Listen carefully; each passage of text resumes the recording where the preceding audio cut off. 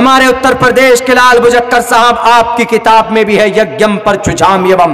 یجم فعل امر ہے, یجم پر چھچام یوم. یگ کا مطلب ہے یوگی. یوگی اتر پردیش والے یوگی, یوگی یہاں پر عبادت کرنے والا. جیسے ہمارے یہاں بولتے ہیں عبادت گزار, متقی, تقوی, پرہیزگار بولتے ہیں نا کہ یہ بندہ بڑا عبادت گزار ہے. ایسی سنسکرت میں کہا گیا یجم یوگی. یوگی مطلب ایشور کا بھکت بن جاؤ.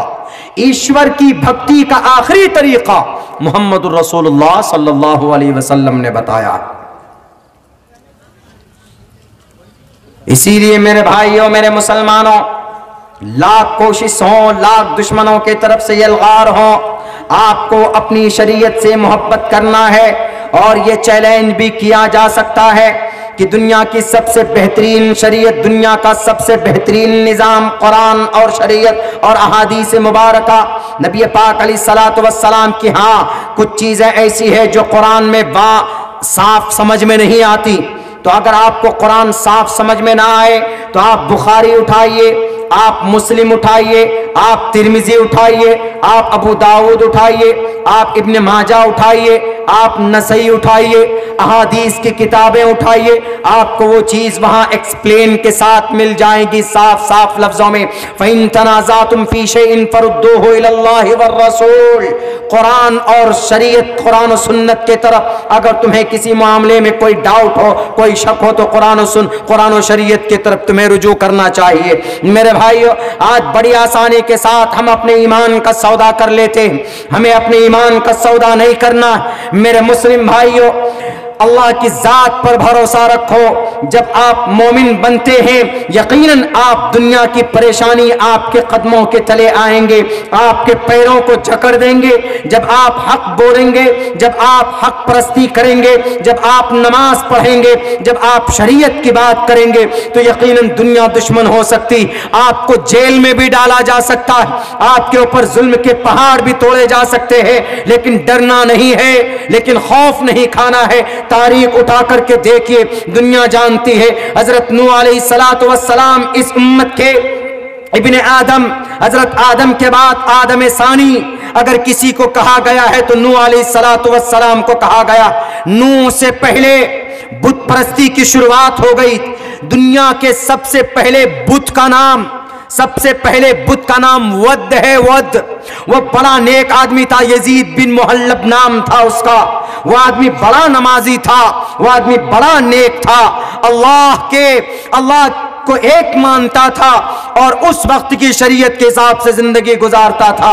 لیکن ایک نسل گزرنے کے بعد یزید بن محلب ایک جگہ قتل کر دیا جاتا ہے, اس کو شہید کر دیا جاتا ہے. شیطان آ کر گاؤں والوں سے کہتا ہے کہ یزید کون تھا؟ یزید بن محلب کہا کہ ہمارے بڑے نیک انسان تھے. کہا کیا تم نہیں جانتے ہو؟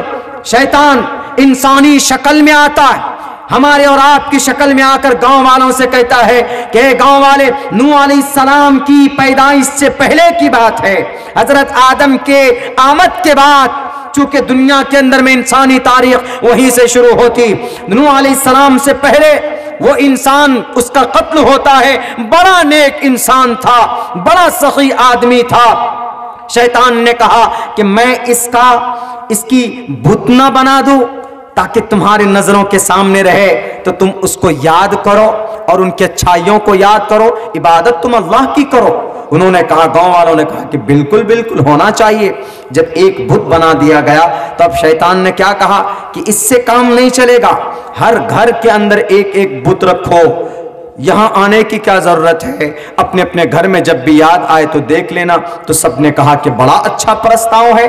ایک ایک بت بنا کر سب کے گھر کے اندر بانٹ دیا. ایک نسل, دو نسل ہوتے ہوتے سب نے کہا کہ ارے سارا کام اسی سے ہوتا ہے, تو وہ اللہ جو نظر ہی نہیں آتا. آہستہ آہستہ ایسا ہوا کہ اس اللہ کو بھول گئے اور بتوں کے سامنے پرستش کرنے لگے. تب اللہ تبارک و تعالیٰ نے بھیجا حضرت نوح علیہ السلام کو. سینکڑوں سال محنت کی اللہ کے لیے کہ اللہ ایک ہے. انی دعوت قومی لیلا و نہارا. حضرت نوح فرماتے ہیں میں نے رات و دن قوم کو بتایا ہے کہ اللہ ایک ہے. اللہ کو مانو, شریعت کو مانو, لیکن قوم نے نافرمانی کی. قوم نے نافرمانی کے ساتھ ساتھ اس کی بیوی نے بھی, حضرت نوح علیہ السلام کی بیوی نے بھی بغاوت کی. لوگوں سے جا کر یوں کہتا تھا یہ تو مجنون ہے, میرا شوہر یہ مجنون ہے. سینکڑوں سال اللہ کی کبریائی بیان کی لوگوں کے سامنے پوری قوم دشمن ہو گئی. ساری قوم, پورے گاؤں والے دشمن ہو گئے, سب کے سب دشمن ہو گئے. تو اللہ تبارک و تعالیٰ نے کہا کہ اے نوح وَاصْنَعِ الْفُلْكَ, کشتی بناؤ. وَيَصْنَعُ الْفُلْكَ وَكُلَّمَا مَرَّ عَلَيْهِ مَلَأٌ مِّن قَوْمِهِ سَخِرُوا مِنْهُ. جب حضرت نوح علیہ السلام ساگوان کے پیڑ کاٹ کر لا کر جب کشتی بنانے لگے تو سب نے کہا دس مین از اے میڈ مین, یہ آدمی پاگل ہو چکا ہے, یہ آدمی دیوانہ ہے. یہ دیکھو نہ بارش کا سیزن ہے, نہ کہیں فرقہ ندی کی طرح کوئی ندی ہے, نہ کہیں کوئی تالاب ہے, یہ کشتی بنا رہا ہے. یہ سوکھے میں کشتی کیسے چلائے گا؟ وَيَصْنَعُ الْفُلْكَ وَكُلَّمَا مَرَّ عَلَيْهِ, کون؟ جو مکھیا ہوتے تھے, جو واٹ پارشد ہوتے تھے, جو نیتاجی ہوتے تھے, وہ ہنسی اڑاتے تھے امام صاحب کے. امام صاحب پاگل ہو گئے ہو, کشتی بنا رہے ہو, کس لیے کشتی بنا رہے ہو؟ بارش تو ہے ہی نہیں. کشتی تو پانی میں ضرورت پڑتی ہے نا کشتی کی. لیکن اللہ تبارک و تعالیٰ نے وحی کے ذریعے سارے خبر دے دیے تھے نوح علیہ السلام. اللہ تبارک و تعالیٰ نے کہا کہ وَاصْنَعِ الْفُلْكَ, کشتی بناؤ. نوح تم حق پر ہو, you are on the right path, تم حق پر ہو. لیکن یہ لوگ جو آج مذاق اڑاتے ہیں ہماری اذان کی, ہمارے مسجدوں میں تحقیق کرتے ہیں, ہمارے لاؤڈ اسپیکر کو اتارتے ہیں, ہمارے مدرسے میں رپورٹ پیش کرتے ہیں, مدرسے کا رپورٹ مانگتے ہیں کہ کیسی تعلیم ہوتی ہے. قرآن کی تعلیم ہوتی ہے, عربی تعلیم ہوتی ہے. عربی پڑھ کر ہمارا بچہ کیا بنے گا؟ ہمیں دنیا کی فکر نہیں کرنی ہے, ہمیں قرآن کی تعلیم بچوں کو مرتے دم تک دینا ہے, ہمیں حدیث مرتے دم تک پڑھانا ہے. ہم اپنے قرآن کے بادشاہ بن کر رہنا ہے, حدیث کا بادشاہ بن کر رہنا ہے. ان نفرت پرستوں کی باتوں پر, ان کے ڈیمورلائز کرنے سے ہمیں احساس کمتری کا شکار نہیں ہونا ہے. قرآن کا حافظ بنے گا آپ کا بچہ, انشاءاللہ مرنے کے بعد کیا اکرام ہوگا آپ سوچ نہیں سکتے.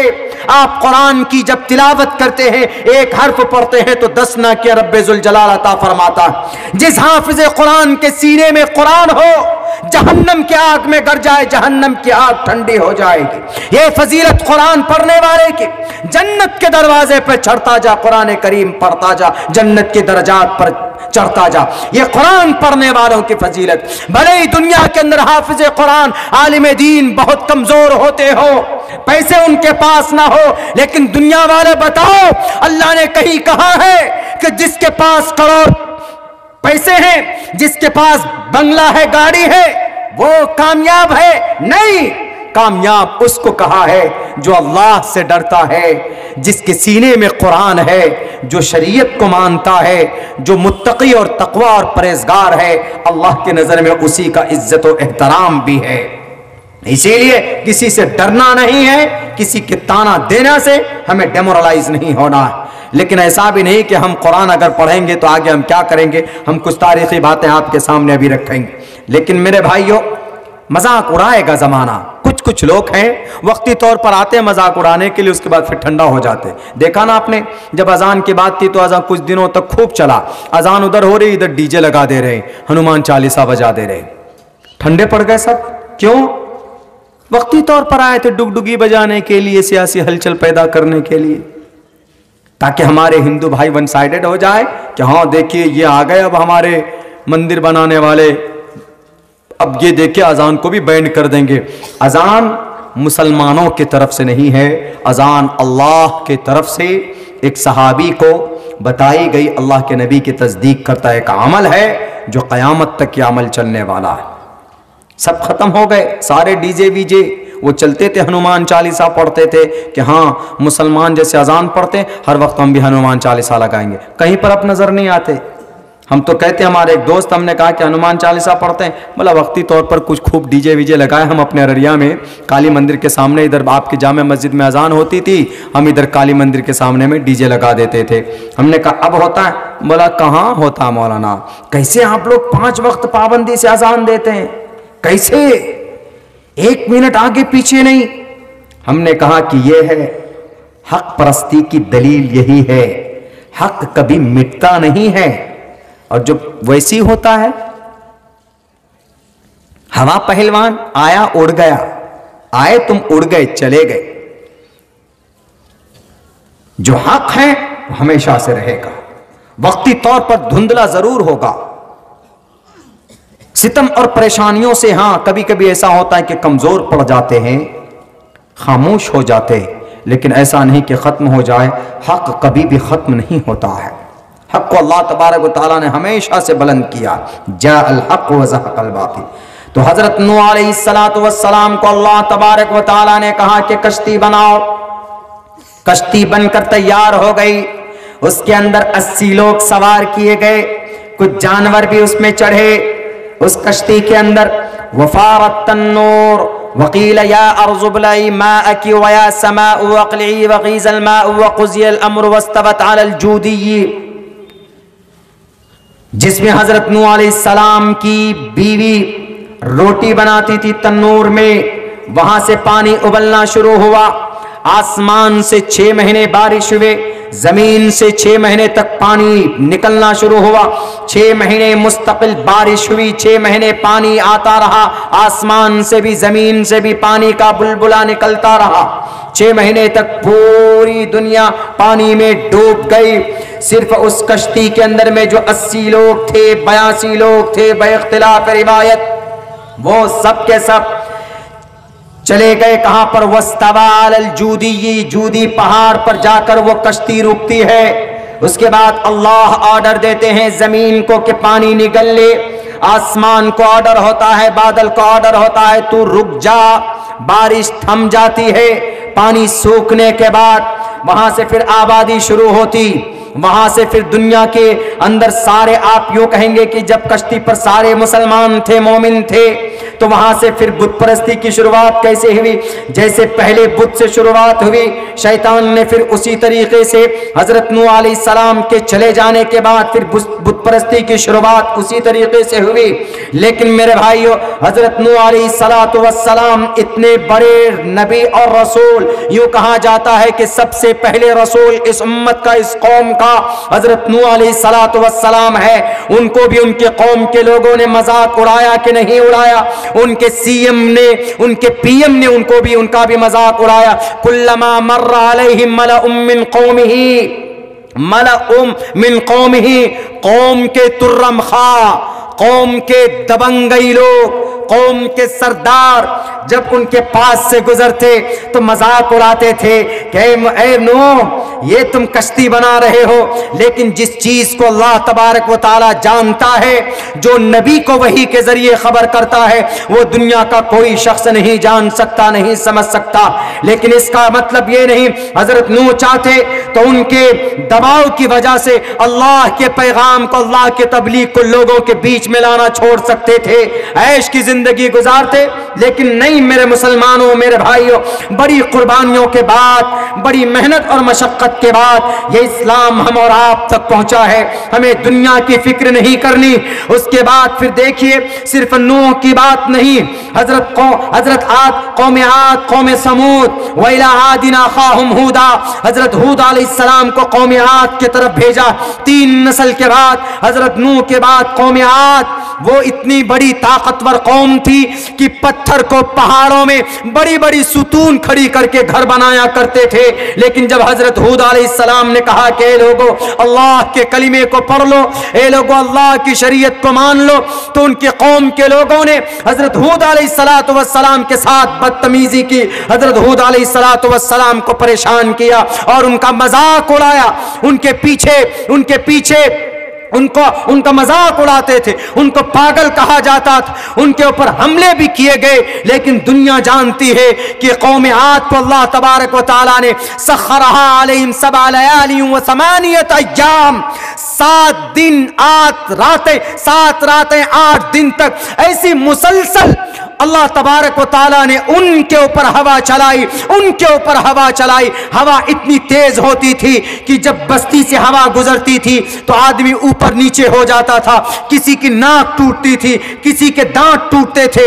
इतनी सख्त तकलीफों के अंदर 7-8 दिन तक मुस्तकिल हवा चलाई गई। वो कौम खाए हुए भूसे के मानिंद, जैसे ये पुआल है, बेजान है, इसको आप बैठकर इसको आपने नरम कर दिया है, तो उस वक्त कौम आद की टोटल अफराद की यही हालत थी, पूरी कौम तबाह कर दी गई। उसके बाद फिर आप आइए हजरत सालेह अलैहिस्सलाम की कौम को, वैला वैला हजरत सालेह अलैहिस्सलाम आए अपने कौम में, उन्होंने कहा कि लोगों अल्लाह को एक मान लो, अल्लाह का पैगंबर बनकर आया हो, अल्लाह का नबी बनकर आया हो। मेरे भाइयों, कौम ने नहीं मानी, कौम ने कहा कि तुम सालेह हो, तुम नबी के रसूल, तुम अल्लाह के रसूल हो, तुम अल्लाह के पैगंबर हो, एक काम करो, हम तुम्हारी बात नहीं मानेंगे तो हमको अल्लाह मार देगा, जलील कर देगा, अजाब लाएगा ना। ठीक है, तुमसे एक मुतालबा करता हूं, अगर तुम हक पर हो तो ये सामने पहाड़ है, इस पहाड़ी से 10 महीने की गाभिन ऊंटनी निकाल कर दिखाओ, लंबी तगड़ी होनी चाहिए, खूबसूरत होनी चाहिए। उन्होंने कहा कि ठीक है। तो अल्लाह तबारक व तआला से दुआ की, बइज़्न इलाही वो पहाड़ फटता है, एक खूब ताजा तरोताजा ऊंटनी निकलती है।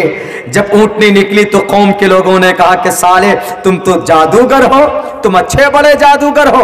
अब उन्होंने मजाक उड़ाना शुरू किया। उसी पर बस नहीं, उस ऊंटनी के खोंच काट दी, उसकी नसें काट दी। अल्लाह तबारक व तआला का अज़ाब आया, आसमान से बादल से अंगारों की बरसात हुई, पूरी कौम तबाह और बर्बाद कर कर रख दी गई। उसके बाद हजरत लूत अलैहिस्सलाम का जमाना आता है। हजरत लूत अलैहिस्सलाम की कौम ने नाफरमानी की, उनकी बीवी ने भी नाफरमानी की। बीवी ने तो दुश्मनों का साथ दिया, काफिर और मुशरिकों का साथ दिया।